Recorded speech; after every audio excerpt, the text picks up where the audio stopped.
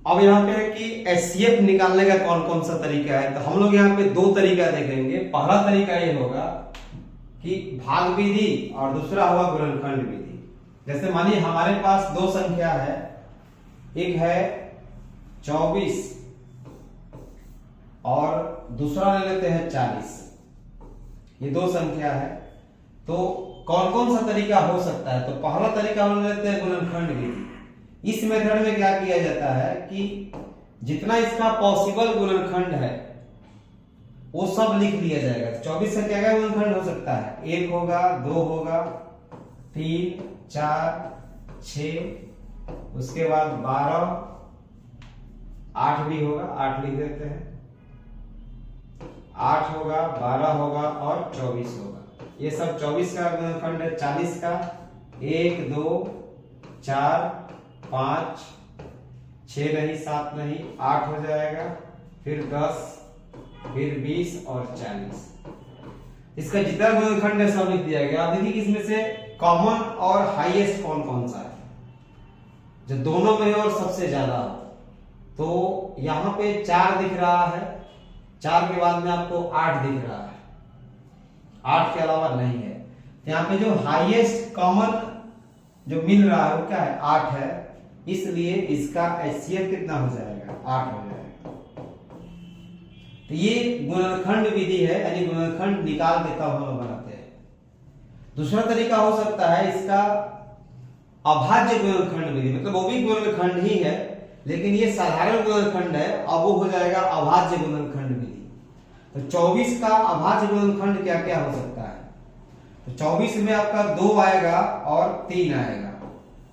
2 आपका रहेगा 3 बार, मतलब ये 8 होता है।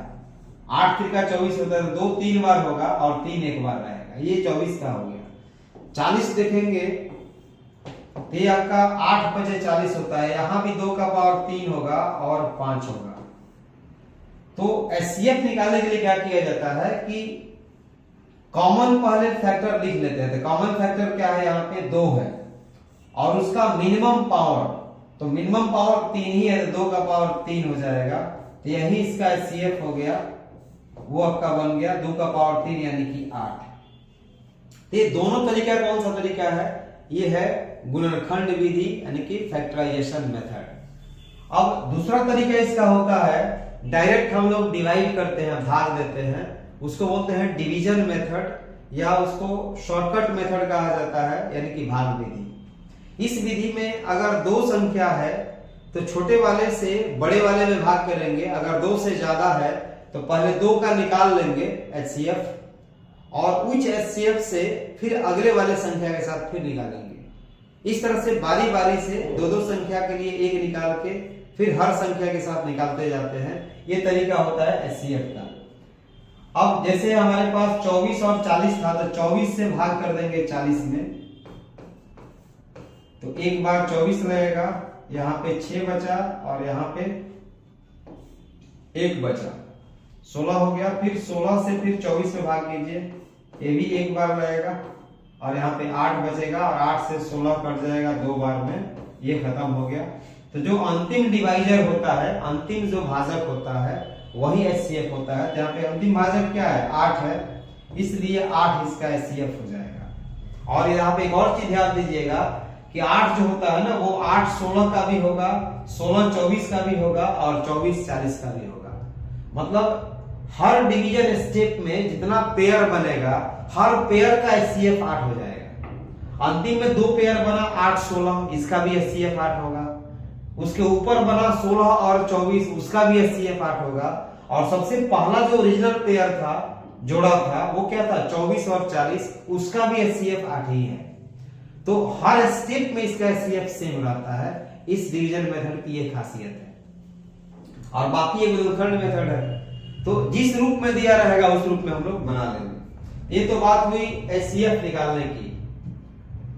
अब है कि अगर 2 संख्याओं का एचसीएफ 1 होता है, अगर जैसे मान लीजिए कि हमारे सामने 40 है और यहाँ पे मानिए कि 87 है, ऐसे समझिए 87 और 40 है, तो यहाँ पे कॉमन फैक्टर के नाम पर 1 के अलावा और कुछ नहीं मिलने वाला है। दोनों में 2 तरह के फैक्टर्स हैं। कॉमन फैक्टर केवल एक है, मतलब इनका HCF केवल एक मिलेगा। तो वैसी संख्याएं, वैसे दो संख्याएं, दो के लिए स्पेशली यूज करते हैं, जिनका HCF 1 आता है, उनको कहा जाता है कि वो को प्राइम है। क्या है? उनको बोलेंगे को प्राइम। को प्राइम उनको कहा जाता है, यानी कि हिंदी में उसको बोलते हैं सह अभाज्य संख्या। सह अभाज्य संख्या, हिंदी याद रखिएगा, सह अभाज्य संख्या, को प्राइम नंबर। ठीक है। अब हम बात करते हैं एलसीएम निकालने की। जैसे हमारा यही एग्जांपल रहेगा 24 और 40। तो एलसीएम निकालने के लिए भी हमारे पास वही तरीका होता है, पहला गुणनखंड विधि और दूसरा डिवीजन मेथड। तो गुणनखंड विधि में सेम वही आएगा, 2 का पावर 3, 8 और 3 का 24। 40 में भी आ जाएगा, 2 का पावर 3 यानी कि 8 होगा और 5 40 हो जाएगा। इसमें सारे फैक्टर्स लिखे जाते हैं। एलसीएम में ऑल फैक्टर्स, सारे के सारे फैक्टर्स लिखेंगे तो कौन कौन सा आएगा? 2 आएगा, 3 आएगा और 5 आएगा। और इसमें हाईएस्ट पावर लिखना होता है। 2 का अधिकतम पावर 3 है, 3 का और 5 का 1 है।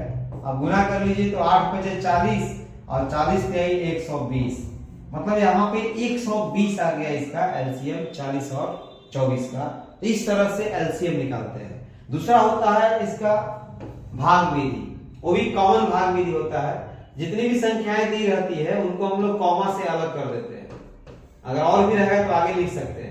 अब इसी को हम लोग भाग करेंगे अभाज्य गुणनखंड तरीका से, यानी कि सबसे पहले 2 से भाग करेंगे, वो भी कॉमन लिखना है, दोनों 2 से डिविजिबल है। तो ये 12 होगा और ये 20 हो जाएगा। फिर 2 से कीजिएगा तो ये 6 होगा और ये 10 होगा। फिर 2 से ये 3 होगा और ये 5 होगा। अब वापस इसको मल्टीप्लाई कर लीजिए तो ये 2 दूना 4 दूना 8 त्रिका 24 बचे 120। तो यहां भी आपको 120 ही मिलेगा। इसके अलावा आप मल्टीपल निकाल के भी बना सकते हैं। जैसे 24 का मल्टीपल निकालिए तो 24 48 72 फिर 120 आ जाएगा, 96 फिर 120 आ जाएगा। 40 का भी मल्टीपल निकालिए तो 40 फिर उसके बाद 80 फिर 120, ऐसे निकलते जाएगा। तो सबसे पहला जो कॉमन आपको मिलेगा, सबसे छोटा मल्टीपल जो मिलेगा, इसको बोलते हैं लिस्ट कॉमन मल्टीपल, वो 120 ही मिलेगा। तो वहां से भी निकाल सकते हैं। इनमें से सबसे आसान आपका यही दोनों तरीका पड़ेगा, ये अभाज्य गुणनखंड विधि से कॉमन निकाल करके, या इसी को शॉर्टकट मेथड से यहां निकालेंगे। यहां भी कॉमन अभाज्य गुणनखंड ही मिलता है। दोनों एक ही चीज है, यहाँ पावर के रूप में है और यहाँ पे भाग विधि के रूप में है। इस तरीका से आप एचसीएफ एलसीएम निकाल सकते हैं। अब यहाँ पे समझने वाली बात यह है कि एलसीएम और एचसीएफ में क्या रिलेशनशिप होता है। जैसे 24 और 40 का हमने एचसीएफ निकाला तो एचसीएफ आ गया इसका 8 और एलसीएम आ गया 120। तो इस एचसीएफ में और एलसीएम में क्या खासियत है? क्योंकि दोनों में तो फैक्टर ही लिखा गया है, इसमें सारा फैक्टर है, इसमें कॉमन फैक्टर है। तो एटलीस्ट कॉमन फैक्टर तो सारे फैक्टर्स में रहता ही रहता है ना, क्योंकि एलसीएम में सारे फैक्टर्स हैं और एचसीएफ में कॉमन फैक्टर है। तो जो कॉमन होगा वो टोटल में तो जरूर होगा।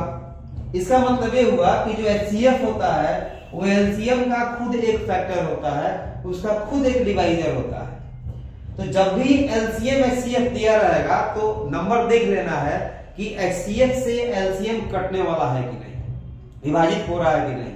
अगर कटने वाला है तभी क्वेश्चन ठीक है या डाटा ठीक दिया गया है, नहीं कटने वाला है तो वहीं पे बात खत्म हो जाएगी, उसके आगे कुछ नहीं करना है, टाइम बचाना है।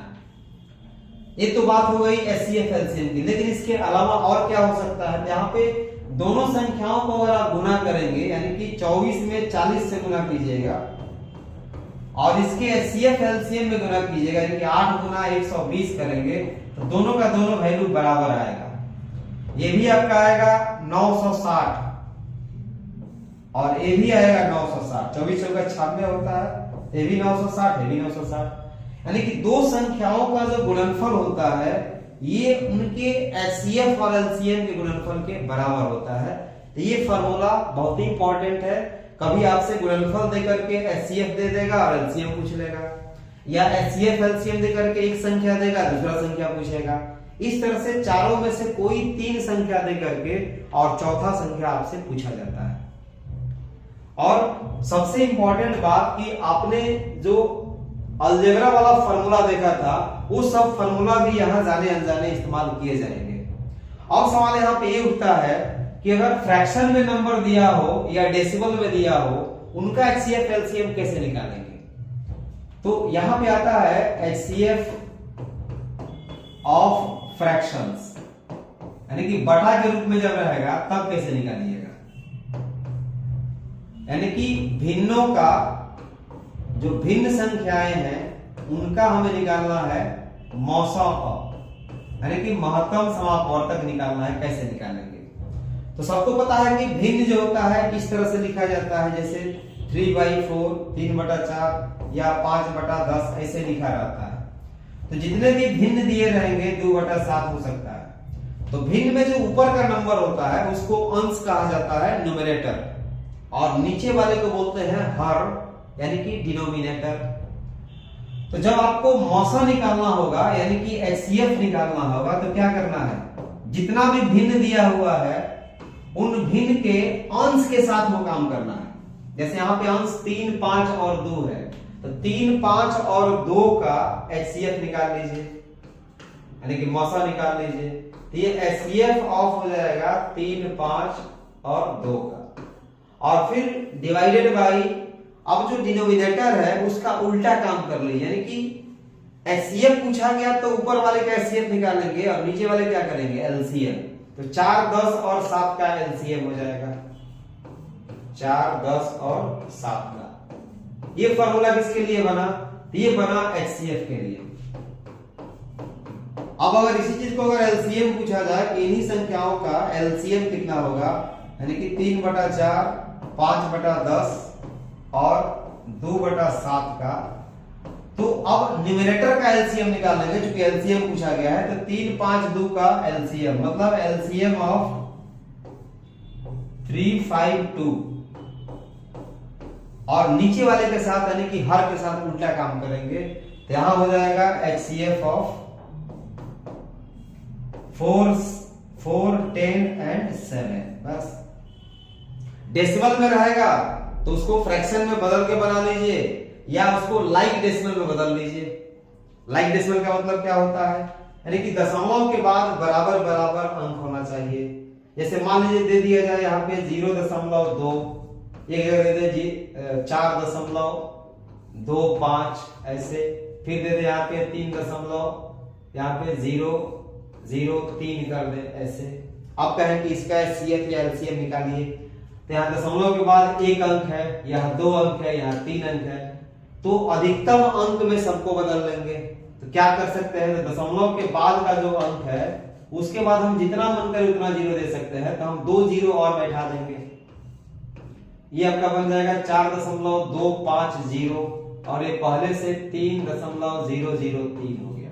अब ये बन गया लाइक डेसिमल, यानी कि ये एक जैसा दशमलव रूप में आ गया।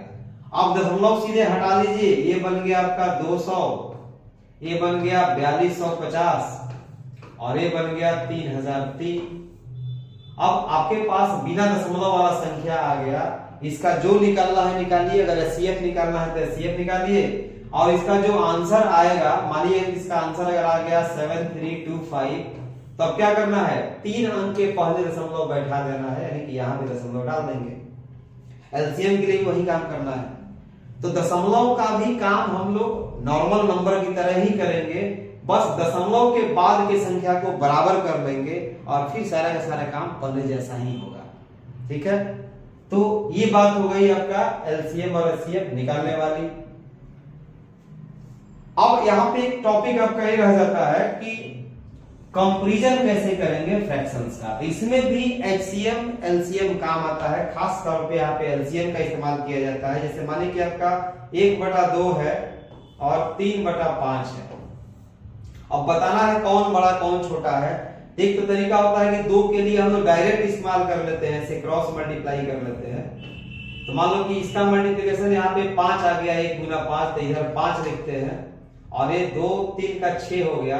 क्योंकि इधर वाला ज्यादा है तो बोलते हैं कि ये वाला फ्रैक्शन बड़ा हो जाएगा, ये छोटा हो जाएगा।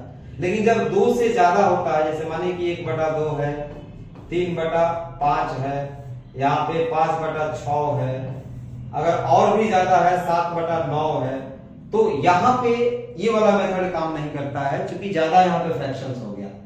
तो यहाँ पे क्या करते हैं कि सबको एक जैसा डिनोमिनेटर में बदल लेंगे, यानी कि जो नीचे का जो नंबर होता है जिसको हम लोग हर बोलते हैं, डिनोमिनेटर, इसको समान कर लेंगे। तो समान करने का तरीका क्या है कि इसका एलसीएम निकाल लें। तो 2 का, 5 का, 6 का, 9 का एलसीएम निकाल लेंगे और तब उस रूप में सबको कन्वर्ट कर लेंगे। जैसे माने कि 2, 5, 6 और 9 का एलसीएम कितना आ जाएगा, निकाल लेते हैं इसका।